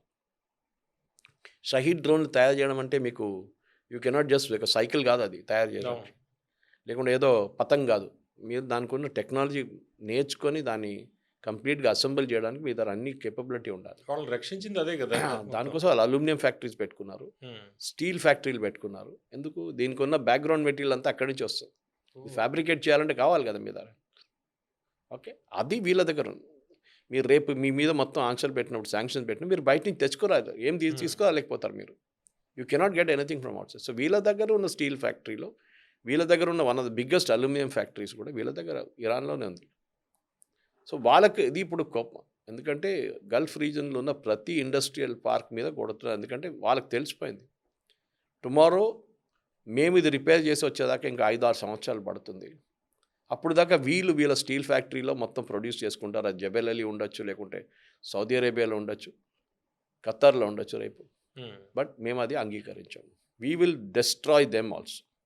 సురేష్ గారు, ఇప్పుడు యుఎస్లో ట్రంప్కి సంబంధించి మొత్తం వ్యతిరేకత, పొలిటికల్ ప్రెషర్ బాగా పెరుగుతుంది. దానికి ప్రధానమైన కారణం ఏంటంటే వారిని 60% పబ్లిక్ అక్కడ వ్యతిరేకిస్తున్నారు. ఈ డెమోక్రాట్లే కాదు, సొంత పార్టీ రిపబ్లికన్స్లో కూడా చాలామందికి వ్యతిరేకత ఉంది, డిఫరెంట్ ఒపీనియన్స్ కూడా ఉన్నాయి. ఇంత పొలిటికల్ ప్రెషర్ వస్తున్నా కూడా అతను ఈ 2-3 వీక్స్ ఇది కంటిన్యూ అవుతుంది, వార్ కంటిన్యూ అయ్యే అవకాశం ఉంది. వారిని ఇలా కంటిన్యూ చేయడానికి కారణం ఏంటంటారు? ఒకటి చాలామంది చెప్తున్నారు ఎప్స్టీన్ ఫైల్స్ ఉండొచ్చని. అది ఇజ్రాయిల్ బెదిరిస్తోంది అనేది కూడా కొంతమంది ఉంటుంది. ఫైల్స్ విషయంలో ఈ ఫస్ట్ ఆఫ్ ఆల్ ఈ బాంబింగ్ జరిగినప్పుడు ఇజ్రాయెల్ ఎప్పుడు without American permission or American nod లేకుండా వాళ్ళు బాంబింగ్ చేయరు ఇరాన్ మీద. అది కూడా ఎంత పెద్ద దాడి, ఏది February 28th రోజు జరిగిన దాడికి చాలా మటుకు అమెరికన్ అంగీకారం, వాళ్ళ సపోర్ట్ ఉండేదానికి. అది ఇంటెలిజెన్స్ వైపు ఉండొచ్చు, లేకుంటే ఎయిర్ ఫోర్స్ సపోర్ట్ ఉండొచ్చు, టెక్నాలజీ సపోర్ట్ ఏదైనా. కానీ ఇరాన్ చేసిన పని ఇజ్రాయెల్ చేశారు. యాక్చువల్ బాంబింగ్ ఇజ్రాయెల్ చేశారు ఆ రోజు. ఓకే, ఖమెనీ కాంపౌండ్ మీద కొట్టిన ఇరాన్ చేశారు, ఇరాన్ మీద ఇజ్రాయెల్ చేశారు. కానీ అమెరికా పక్కన ఉన్నారు. They didn't come in to the actual war అప్పుడు. తర్వాత వాళ్ళు పెద్ద పెద్ద సైట్లు కొట్టడానికి అమెరికా అంగీకరించారు. For example B-2 bombers use చేశారు మనం, దానికి అమెరికా డెఫినెట్లీ పార్టిసిపేట్ చేస్తారు. ఎయిర్ ఫోర్స్ ఎక్కువ కాకుండా అమెరికా వాళ్ళ నేవల్ ఫోర్స్ని వాడుకున్నారు. మీకు మొత్తం వాళ్ళ సబ్మెరీన్స్ కానీ వాళ్ళ ఎయిర్ ఫోర్స్ ఏం చెప్తారు, కంప్లీట్ ఫ్లోటింగ్ సిటీ ఒకటి ఉంది, 2 ఉన్నాయి వాడి దగ్గర ఎయిర్క్రాఫ్ట్ క్యారియర్. ఒకటి ఇప్పుడు స్పాయిల్ అయింది, వెళ్ళిపోయింది, ఇంకోటి తీసుకొస్తారు. వాళ్ళు జెరాల్డ్ ఫోర్ట్ తీసుకొస్తున్నారు ఇప్పుడు. అబ్రహాం లింకన్ ఒకటి ఉంది అక్కడ ఆల్రెడీ. అది కూడా ఇదే ఇబ్బంది సో ద ప్రాబ్లమ్ ఈస్ వీళ్ళు టెక్నాలజీ వాడుకుంటున్నారు. కానీ ఇప్పుడు ఏంటంటున్నారు, మా దగ్గర ఉన్న ఆయుధాలన్నీ అయిపోతున్నాయి, కొత్త ఆయుధాలు ఎక్కడి నుంచి అని చెప్తున్నారు. కానీ దీని నడుమిట్లో అన్నింటిలో చూసి మీరు యూరోప్ పరిస్థితి చాలా దారుణంగా ఉంటుంది. ఎందుకంటే నేటో అనే ఒక ఆర్గనైజేషన్కి ఇప్పుడు యుఎస్ సపోర్ట్ చేయరు, దానికి చాలా క్లియర్ అది. అన్లెస్ ఒక కొత్త అమెరికన్ ప్రెసిడెంట్ వచ్చినప్పుడు నెక్స్ట్ టర్మ్లో బహుశా ఆయన మళ్ళీ రిటర్న్ వస్తారు. ఎందుకంటే ఈయన డబ్ల్యూహెచ్ఓ నుంచి బయటకు వచ్చేసిండు, గ్రీన్ టార్గెట్స్ నుంచి, ప్యారిస్ అగ్రిమెంట్ నుంచి బయటకు వచ్చేసిండు ట్రంప్. అన్నిటి నుంచి ఆల్ అగ్రిమెంట్స్ నేను నుంచి బయటకు వచ్చే చెంపేసి పడేసి దీంతో నాకు సంబంధం లేదని చెప్పి వచ్చేసిండు బయట. నేటో నుంచి బయటకు వచ్చే అవకాశం ఉందా? ఉంది. అంటే మీరు ఒఫీషియల్గా నేటో నుంచి బయటికి రాలేరు. Again there is a problem. NATO నుంచి బయటికి రావాలంటే you have to go to US Congress and get 2/3 majority approval. అసలు దేనికి అవకాశమే లేదు కదా, లేదు. అది ఎవరు తీసుకొచ్చారు? 2022లో ఇదే డిఫెన్స్ డిపార్ట్మెంట్ తీసుకొచ్చారు చట్టం, అది వీళ్ళ దగ్గర నుంచి. దట్ నేటో నుంచి మేము రేపు అదే లేకుంటే ట్రంప్ నిన్ననే వెళ్ళిపోతుండే. ఆయన డబ్ల్యూఆర్ వచ్చి బయటకి ఎట్లా వచ్చిందో, లేకుంటే ప్యారిస్ అగ్రిమెంట్ నుంచి బయటకు ఎట్లా వచ్చిందో, దీన్ని కూడా అంతే, నేను వెళ్ళిపోతున్నాను చెప్పి వెళ్ళిపోతాడు. అది ఇప్పుడు చేయలేరు ఆయన. ఈ విల్ సే నేను సపోర్ట్ చేయను, నేను ఎక్విప్మెంట్ పంపించాను అంటాడు. కానీ ఇప్పుడు కూడా డీగో గార్షియాలో, which is a British island, మన యాక్చువల్లీ ఐలాండ్ మారిషస్ వాళ్ళు, కానీ మీరు ఆ ఐలాండ్లో మీరు యుఎస్ని పర్మిట్ చేశారు. ఇప్పుడు యుఎస్ అంటారా రేపు మాకు అక్కర్లేదు, మేము వెళ్ళిపోతాం, ఈ ఐలాండ్ కూడా మాకు వద్దంటారు? లేదు, వాళ్ళు ఉంటారు అక్కడ. వాళ్ళ దగ్గర అన్ని ఐలాండ్స్ లేవు యుఎస్ దగ్గర. బేసెస్ ఉన్నది అంతా వాళ్ళ దగ్గర మిడిల్ ఈస్ట్లో ఉంది. Saudi Arabia, Khattar, UAE, Bahrain, Kuwait, ఇట్లాంటి చోట్ల. కువైత్లో, బహ్రెయిన్లో వాళ్ళ 5th ఫ్లీట్ కూడా ఉంది వాళ్ళది అక్కడ, US 5th fleet, naval fleet. So అట్లాంటి దాంట్లో వీళ్ళు కరెక్ట్ మీరు చెప్తే కావాలంటే నేను వాకౌట్ చేస్తా అంటాడు, కానీ చేసి ఏం చేసుకుంటాడు? You cannot officially leave NATO ఒప్పందం ఏంటి? నేటోలో ఉన్న దేశాల మీద ఇంకెవరైనా దాడి చేస్తే బయట నుంచి వీళ్ళందరూ కలిసి ఆ దేశాన్ని కాపాడుకుంటారు. దాదాపు అన్ని EU కంట్రీస్ ఉన్నారు దాంట్లో. కెనడా, USA యాడ్ అయ్యాయి. So NATO North Atlantic Treaty Organization. వీళ్ళ ఇది కానీ ఇవాళ దాకా అట్లాంటి ఒక సిచ్యువేషన్ రాలేదు పాస్ట్ 40-45 సంవత్సరాల నుంచి. ఇప్పుడు యుక్రెయిన్ వార్ జరిగిన టైంలోనే వీళ్ళకి అది అర్థమైంది, దాని ఇంపాక్ట్ అర్థమైంది. ఎందుకు రష్యా ఎంత వ్యతిరేకిస్తున్నారు యుక్రెయిన్ అంటే, నేటో ఫోర్సెస్ వచ్చి నెక్స్ట్ రష్యా కూర్చుంటే రష్యాకి అది పెద్ద ఇష్యూ అయిపోతుంది. రష్యా దాన్ని అంగీకరించారు. వీ విల్ నాట్ అలా అంటున్నారు. ఎందుకంటే వాళ్ళు ఒక్కరే రాదు కదా, యుఎస్ వస్తారు దాంతోపాటు. సో న్యాచురల్లీ వాళ్ళు అక్కడిని కూర్చొని స్పైయింగ్ చేయడమో, లేకుంటే వాళ్ళ ఎయిర్ ఫోర్స్ ప్రెషర్ పెట్టడం అన్నీ చేస్తారు వాళ్ళు అక్కడి నుంచి. సో దానికోసం యుక్రెయిన్ వార్ మొదలైంది దానికి. రష్యన్ స్పీకింగ్ టెరిటరీస్ ఉన్నారు, రష్యన్ స్పీకింగ్ పాపులేషన్ ఉన్నారు, అదంతా సపరేట్ స్టోరీస్. కానీ మెయిన్ ప్రాబ్లం పుటిన్ ఏం చెప్పారు, నాకు అన్యాక్సెప్టబుల్ నేటో వచ్చి యుక్రెయిన్లో కూర్చోవడం, వీ విల్ నాట్ యాక్సెప్ట్. ఎందుకంటే మీకు గుర్తుంటుంది, యుక్రెయిన్ రష్యా మెంబర్షిప్, నేటో మెంబర్షిప్కి అప్లై చేశారు వాళ్ళు, ఆల్మోస్ట్ అంగీకరించారు. కానీ రష్యన్ వార్ మొదలైనప్పటి నుంచి అది పక్కన పెట్టేశారు. ఎందుకంటే రష్యా చాలా క్లియర్గా చెప్పారు, మీరు ఏ రోజు నేటోకి తీసుకొస్తారో, ఏ రోజు నేటోలో మీరు ఎంటర్ అవుతారో, అన్ని యూరోపియన్ కంట్రీస్ కూడా మా టార్గెట్లో ఉంటుందని చెప్పేశారు. ఇప్పుడు చూడండి, ఇరాన్ ఏమంటున్నారు, ప్రతి అమెరికన్ కంపెనీని మేము కొడతాం. నిన్న ఐ థింక్ కువైట్లోనో బహ్రెయిన్లో నిన్న ఉన్న వాళ్ళ అమెజాన్ డేటా సెంటర్ని కొట్టారు. ఆలోచించండి వాళ్ళు ఎంత కేర్ఫుల్గా కొడుతున్నారు. ఈయనేమంటాడు, అయిపోయింది అక్కడ ఏం లేదు, మొత్తం ధ్వంసం చేసావు, ఎయిర్ ఫోర్స్ లేదు, నేవీ లేదు, ఆర్మీ లేదు. కానీ వాళ్ళు కరెక్ట్ అమెజాన్ డేటా సెంటర్ మీద కొట్టారు. వాళ్ళు పెద్దగా లిస్ట్ రిలీజ్ చేశారు, మీరు చూసుంటారు. నేను గూగుల్ నుంచి, ఫేస్బుక్ నుంచి అందరు పేర్లు ఉన్నాయి దాంట్లో. ఈ అన్ని కంపెనీలు మేము కొడతా అంటున్నాం. అమెరికా ఆలోచించాలి, ఎక్కడి నుంచి మీ యుద్ధం ఎక్కడికి తీసుకెళ్తున్నారు. ఏ సంబంధం లేని అమెజాన్ కానీ, ఏ సంబంధం లేని గూగుల్ కానీ, వీళ్ళ మీద కూడా రేపు దాడి జరగచ్చు. ఒక Amazon web centre, data centre కొట్టడం, వెబ్ సెంటర్ కొట్టడం అంత ఈజీ కాదు. వెబ్ సర్వీసెస్ కొట్టడం, ఎందుకంటే దాంట్లో ఉన్న ఎన్ని వెబ్సైట్లు ఉన్నాయో, ఎన్ని డేటా సెంటర్స్ ఉన్నాయో, ఎన్ని బ్యాకప్ డేటా క్లియర్గా చెప్తుంది. యుఎస్కి టెక్నాలజీ ఎవరెవరు ఇస్తున్నారో ఆ కంపెనీలు అన్నిటి మీద యువర్ బిజినెస్ డిస్కంటిన్యూటీ అయిపోతుంది. పవన్ గారు ఇప్పుడు దుబాయ్ గురించి చెప్తున్నారు. దుబాయ్ టూరిజం డెస్టినేషన్ ఉండే 20% హోటల్స్లోనే ఇప్పుడు మనుషులు ఉంటున్నారు. వీళ్ళు హోటల్ ఎందుకు కొడుతున్నారు ఇరాన్? వీళ్ళేమంటున్నారంటే, అదే హోటల్లో American sailors, American army personnel దాచుకుంటున్నారు. ఒక సివిలియన్ హోటల్లో మనం అనుకున్న తాజ్ తీసుకోండి, తాజ్లో 300 రూమ్లు ఉంటే 100 రూమ్లు వీళ్ళు వచ్చి ఆక్యుపై చేసుకుంటారు. ఇప్పుడు వాళ్ళ లాజిక్ ఏంటంటే, దీని మీద వాళ్ళు దాడి చేయరు, ఎందుకంటే దీంట్లో సివిలియన్స్ ఉన్నారు కదా. నార్మల్ పీపుల్ ఉన్నారు. సో వీళ్ళు దాడి చేయరు అనుకున్నారు, కానీ జరిగింది. అట్లా టెహరాన్‌లో స్కూల్ విషయంలో కూడా అదే చెప్పారు. అక్కడ వాళ్ళు దాక్కున్నారు కాబట్టి మేము పక్కన కొట్టామన్నారు. పక్కన కాంపౌండ్‌లో వాళ్ళు ఉందని చెప్పారు. పాత ఆ. మ్యాప్ ఉండే మా దగ్గర అని చెప్తున్నారు. అవును. బట్ ఇది స్ట్రాటజీ అనమాట ఇరాన్‌ది. ఇప్పుడు ఆ యుద్ధం అక్కడి నుంచే మలుపు తిరుగుతుంది పవన్ గారు. దట్ ఎకనామిక్ అసెట్స్‌ని కొట్టినప్పుడు హ్మ్. It will be a different ball game already మనం చూస్తున్నాం. అమెజాన్ వెబ్ సిరీస్ మీద కొట్టిన అవును. డేటా సెంటర్ మీద కొట్టినదా.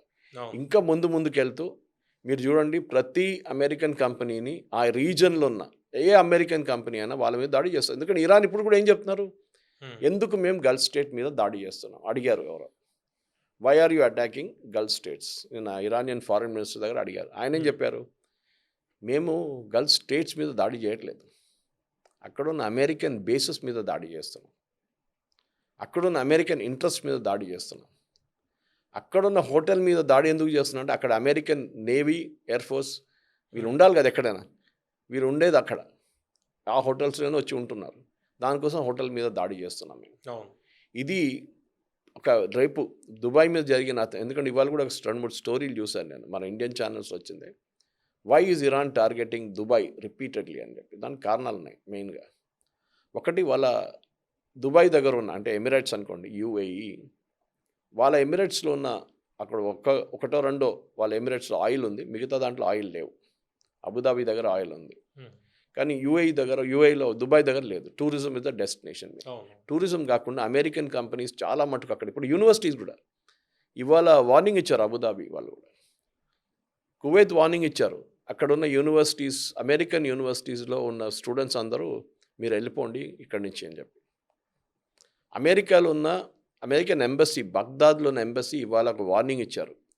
ఎవరెవరు బగ్దాద్లో ఉన్నారో, చుట్టుపక్కల రీజన్స్ ఉన్నారో, ఇరాక్లో ఎక్కడున్నా కానీ అమెరికన్ సిటిజన్స్ ఇమ్మీడియట్లీ దేశం విడిచి వెళ్ళిపోవాలని. హుహు. ఎప్పుడైనా 45 గంటల లోపల, 48 గంటల లోపల పెద్దగా దాడి జరగవచ్చు. హ్మ్. సో మీరు ఎంబసీకి రాకండి అని చెప్తున్నారు వాళ్ళు. అంటే వీళ్ళు ఎలాగో కొట్టబోతున్నారో వాళ్ళు మీరు కూడా అక్కడ నుంచి కొడతారు కూర్చుంటే వాళ్ళని. మీరు సిట్టింగ్ డక్స్ అయిపోతారు. మీరు వెళ్ళిపోండి, దేశం విడిచి వెళ్ళిపోండి ఎక్కడికైనా. అప్పుడు ఆలోచించండి, how much of problem you're created అని చెప్పి. హ్మ్. ఎక్కడో ఇంటెన్సిటీ. ఎక్కడో కూర్చున్న ప్రెసిడెంట్ ట్రంప్కి ఈ ప్రాబ్లం అంతా అర్థం కాదు. అక్కడున్న గల్ఫ్ కంట్రీస్కి వచ్చిన నష్టం ఆలోచించండి. అక్కడున్న ఎక్స్పాట్రియేట్ పాపులేషన్, చాలామంది ఉద్యోగాలు పోయాయి, తిరిగి వస్తున్నారు చాలామంది, ఇండస్ట్రీలు మూతపడ్డది అక్కడ. సో న్యాచురలీ మన రెమిటెన్సెస్ తగ్గిపోతుంది ఇండియాకి. మన దగ్గర నుంచి కూడా ఆంధ్ర, తెలంగాణ నుంచి తక్కువ కాదు, చాలామంది వెళ్తుంటారు గల్ఫ్కి. ఇప్పుడు వాళ్ళ సంగతి ఏంటి? దాదాపు 1,00,00,000 మంది ఉన్నారట. మీరు ఆలోచించారు, రేపు 40% మందిని పంపిస్తే వాళ్ళు ఏం చేస్తారు ఇక్కడ వచ్చి? ఎలా వస్తారు అంతమంది? అది still they can come, flights కొన్ని మొదలైన అనుకోండి, కానీ ఇప్పుడు ఉద్యోగం లేనప్పుడు వాళ్ళు అక్కడ ఏం చేస్తారు? Especially if you're the lower end. Hmm. Okay, మీరు అంత స్కిల్డ్ కాదు, సెమీ స్కిల్డ్ ఉన్న వాళ్ళు ఏం చేస్తారు అక్కడ? మిగతా వాళ్ళు మీరు ఐటీ సెక్టర్లో ఉన్నారు, బ్యాంకింగ్ సెక్టర్లో ఉన్నారు, మిమ్మల్ని వర్క్ ఫ్రమ్ హోమ్ పెట్టేస్తారు. వీళ్ళని ఏం చేస్తారు వర్క్ ఫ్రమ్ హోమ్? ఇప్పుడు జరిగిన నష్టాలు వాళ్ళు రికవర్ చేయడానికి టైం చాలా పడుతుంది పవన్ గారు. ఇంకొక 5 సంవత్సరాలని ఈజీగా పట్టొచ్చు గల్ఫ్లో. అండ్ ఇరాన్ అదే చూస్తున్నారు, that they want to extract that. మమ్మల్ని మీరు ధ్వంసం చేస్తారు కంప్లీట్గా. ఇవాళ స్ట్రేట్ ఆఫ్ హార్మోజ్ కూడా అదే అంటున్నారు కదా, మాకు అది రీపాట్రియేషన్ అమౌంట్, మీరు ఇంత ధ్వంసం చేసిన దానికి మాకు అమౌంట్ ఇవ్వండి మాకు. ఒక కండిషన్, 5 కండిషన్స్ అదే ఉండే. ఒకటి, అవును. పేయర్స్ ద రీపాట్రియేషన్, మీరు ఎంత ధ్వంసం చేస్తారు దాన్ని, అది ఇవ్వరు అమెరికా. సో మేము ఏం చేస్తున్నాం, మేము గుంజుకుంటున్నాం వాళ్ళ దగ్గర. తప్పేముందని అడుగుతున్నాం. సురేష్ గారు, ఇప్పుడు ఇరాన్, ఇజ్రాయిల్, యుఎస్ వార్ వల్ల ఈ గ్లోబల్ స్లో డౌన్ అయింది, ఎకానమీ మొత్తం స్లో డౌన్ అవుతున్న నేపథ్యంలో ఇండియన్ ఐటీ సెక్టార్ మీద దీని ఇంపాక్ట్ ఏముంటుంది? ఇండియన్ ఐటీ సెక్టర్ గల్ఫ్ మీద అంత ఇంపాక్ట్ ఉండదండి. గల్ఫ్లో అన్ని పెద్ద కంపెనీలన్నీ ఆపరేట్ చేయట్లేదు. మన మేజర్ మార్కెట్ మనకున్నది యుఎస్, దాని తర్వాత యూరోప్. గల్ఫ్ ఉందనుకోండి, కానీ it is not a big market. రెండవది, ఈ కంపెనీలన్నీ 6 నెలల లోపల రికవర్ అవుతారు. ఎందుకంటే IT company is not like manufacturing sector, service sector కదా. వాళ్ళు ఇవాళ ఆఫీస్ ఇక్కడ ఉంటే రేపు ఆఫీస్ అక్కడ పెట్టుకుంటారు అంతే. కొన్ని ఒక 200-300 కంప్యూటర్లు, సర్వర్లు అన్నీ కనెక్ట్ చేసుకుని they are in business again immediately. కానీ మీరు ఒక గ్యాస్ ప్లాంట్ మీద కొడితే, ఒక రిఫైనరీ మీద కొడితే, దాన్ని రిపేర్ చేయడానికి చాలా టైం పడుతుంది. అది ఒక మేజర్ ఇష్యూ ఉండిపోతుంది. కానీ ఇండియన్ ఐటీ సెక్టర్ మీద ఇప్పుడైతే దానికి ఓవరాల్గా గ్లోబల్ స్లో డౌన్ అనేది పెద్ద ఇంపాక్ట్ ఏమి ఉండదు. యుఎస్ కంపెనీస్ స్లో డౌన్ అక్కడ ఏం జరగట్లేదు యూఎస్లో. US companies are good enough. Okay. వీళ్ళు గల్ఫ్కి ఎందుకు వచ్చారు ఫస్ట్ అది ఆలోచించాలి మనం. వీళ్ళు జీసీసీ కంట్రీస్కి ఎందుకు వస్తున్నారు, స్పెషల్లీ దుబాయ్ లాంటి కంట్రీస్ ఎందుకు వస్తున్నారంటే వాళ్ళు ట్యాక్స్ ఇన్సెంటివ్స్ ఇస్తున్నారు. మీరు వచ్చి మీ కంపెనీ ఇక్కడ పెట్టుకోండి, మీరు ఇక్కడ నుంచి చేసే బిల్లింగ్ దానికి 0% ట్యాక్స్. మన ఇక్కడ 30% తీసుకుంటాం. ఎవరైనా రైట్ సెన్స్ ఆఫ్ మైండ్లో ఉన్న వాళ్ళు అక్కడికే వెళ్తారు. వాళ్ళు ఈవెన్ పర్సనల్ ఆర్ కార్పొరేట్ ఎవరైనా అంటారు సరే కాస్ట్ ఆఫ్ లివింగ్ ఎక్కువ, అది కరెక్ట్, అది ఉండొచ్చు, కానీ కాంపెన్సేట్ చేస్తున్నారు కదా. ట్యాక్స్ మీకు ఇన్కమ్ ట్యాక్స్ లేదు, ఇక్కడ 30% కడుతున్న వాళ్ళు అక్కడ వెళ్ళి 0% కడుతున్నారు. ఇది కార్పొరేట్ అయినా ఇండివిజువల్కి చాలా బెనిఫిట్ ఉంటుంది. And definitely Indian IT companies ఎంత మటుకు చాలామంది ఉన్నారు లేదు అక్కడ. నాకు ఐటీ కన్నా వరి ఏంటంటే కన్స్ట్రక్షన్ సెక్టర్. కన్స్ట్రక్షన్ సెక్టర్లోనే మేజర్ ప్రాబ్లం రాబోతుంది. భూమి ఉంటుంది కానీ భూము మ్యానుఫ్యాక్చరింగ్ సెక్టర్లో ఉంటుంది, రిఫైనరీస్లో ఉంటుంది, గ్యాస్ ప్రొడక్షన్ ఫెసిలిటీస్లో ఉంటుంది. కానీ అక్కడ గల్ఫ్లో ఇప్పుడు కన్స్ట్రక్షన్ బూమ్ అనే ఒకటి దుబాయ్లో చూసాం మనం, అది బహుశా స్లో డౌన్ అయిపోతుంది. ఎందుకంటే ఇన్వెస్ట్మెంట్ ఇప్పుడు ఈ పోయిన డబ్బులన్నీ సంపాదించుకొని ఫస్ట్ బిల్డింగ్లు కట్టడం కాదు, ఫస్ట్ మన వాళ్ళ దేశాన్ని వాళ్ళు జరిగిన నష్టాన్ని వాళ్ళు రికవర్ చేసుకోవాల్సి వస్తుంది. అంటే యుఎస్ రెసిషన్ అనేది అవకాశం లేదు. సో యుఎస్లో ప్రాబ్లం ఏంటంటే ప్రెసిడెంట్ ట్రంప్ వచ్చినప్పటి నుంచే ఒకటి వాళ్ళ కాస్ట్ ఆఫ్ లివింగ్ పెరిగింది అక్కడ వాళ్ళ అమెరికన్స్కి. అదొకటి ఆయన టారిఫ్తోనే మొదలైంది, అదొక పిచ్చి పని అది టారిఫ్. అక్కడి నుంచి ఇది కూడా వచ్చినప్పుడు అమెరికన్ సిటిజన్ ఏం అడుగుతున్నాయి, వాళ్ళు పొద్దున స్పీచ్ ఇచ్చిన చాలామంది అదే అంటున్నారు. మీరు ఆ కామెంట్ సెక్షన్ వెళ్ళి చూడాలి, CNN ఉండొచ్చు, మిగతా ఛానల్స్ ఉండొచ్చు, MS Now ఉండొచ్చు. వాళ్ళేమంటున్నారు అక్కడ ప్రజలేం అడుగుతున్నారంటే మీరు ఆ ఎసోటెరిక్ సబ్జెక్ట్ గురించి మాట్లాడుతున్నారు, మేము ఇరాన్ని అది చేస్తాం, మేము ఇరాన్ ఇది చేస్తాం, మాకు చెప్పండి మేము ఎట్లా బతకాలి. మేము ఒక నార్మల్ మిడిల్ క్లాస్ ఫ్యామిలీ లేకుండా ఒక నార్మల్ అమెరికన్ ఫ్యామిలీ, మేము కార్లు చాలా యూజ్ చేస్తాం, మేము హస్బెండ్ వైఫ్ ఇద్దరికి 2 కార్లు ఉన్నాయి, మేము వాడుకుంటున్నప్పుడు మాకు $5 లేకుండా $4 పర్ గ్యాలన్ పోయాలంటే మేమెందుకు సఫర్ అవుతున్నాం అని వాళ్ళు అడుగుతున్నారు. Which is a normal question. చాలామంది మోదీ గారిని ప్రశ్నిస్తారు కదా, LPG కమర్షియల్ రేట్స్ ఎందుకు పెంచారనేది. అది న్యాచురల్, ఎందుకంటే కమర్షియల్ మీద గవర్నమెంట్ సబ్సిడీ ఇవ్వలేరు. ఎవరు వాడుకుంటున్నారు మనకు తెలియదు, హోటల్ వాళ్ళు ఉండొచ్చు, ఎవరైనా ఉండొచ్చు కమర్షియల్, కానీ డొమెస్టిక్ వాళ్ళు చూసుకుంటారు. డొమెస్టిక్ పెంచరు ఎక్కువ, ఒకసారి పెంచారు ముందు జస్ట్ బిఫోర్ ద వార్ పెరిగింది, ఇప్పుడు కమర్షియల్ పెరిగింది. కానీ మనం డిఫరెంట్ ఆప్షన్స్ చూసుకుంటున్నాం. చాలామంది నిన్న టైమ్స్ ఆఫ్ ఇండియాలో ఆర్టికల్ వచ్చింది, ఎలక్ట్రిక్ వెళ్ళిపోయారు చాలామంది అని చెప్పి రెస్టారెంట్స్ అంతా. అది ఒక మార్పు రావాల్సింది. అది PNGకి వెళ్ళిపోయారు. పైప్ న్యాచురల్ 3 లక్షల మందికి పైప్ న్యాచురల్ గ్యాస్ ఇచ్చారంట last 1 month. So it is happening, లేదని కాదు. సో మనం చూద్దాం, మన వైపు కూడా మార్పులు వస్తాయి డెఫినెట్గా. కోవిడ్ టైంలో జరిగినట్ల మార్పులు, డిమానిటైజేషన్ తర్వాత జరిగిన UPI పేమెంట్, అట్లానే ఇది కూడా మార్పు రావచ్చు డెఫినెట్గా.